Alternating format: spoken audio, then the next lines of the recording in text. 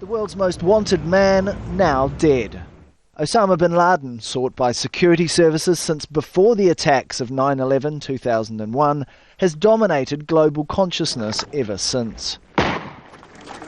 Born in Saudi Arabia in 1957, he was the son of a prominent businessman of colossal wealth. At age 14, Osama inherited more than $300 million. Journalist Hassan Ibrahim knew Bin Laden as a schoolboy. Osama Bin Laden was one of the quietest, politest, most kind boys in the school. He kept to himself, was very religious, and was a pacifist. He wouldn't participate in the shenanigans of students and the pranks and, the stuff people used to get into. I mean, he had the ingredients of a very religious Muslim. Later, Bin Laden studied business and economics in Jeddah. He was more confident, but again, the same attitude, the quiet, polite, a true gentleman. The 1998 bombings of US embassies in Tanzania and Kenya, which killed more than 200 people, first put Bin Laden on the most wanted list.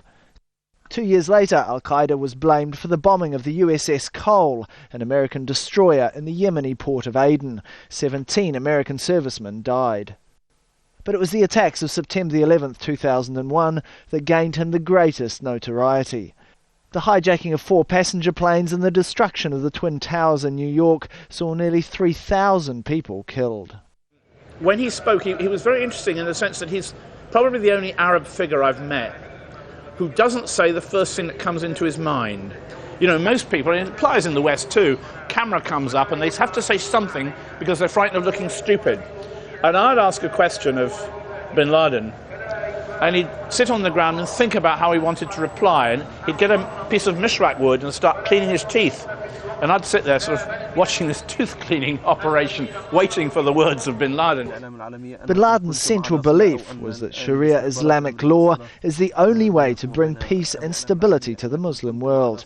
All other ideologies, he believed, needed to be fought against, using violent means, even if that resulted in the death of women and children. There have been dozens of tapes purporting to be from Osama Bin Laden or his associates since 9/11. Over time, he visibly aged. Once spry, he was later seen walking with a stick, giving rise to speculation about his health.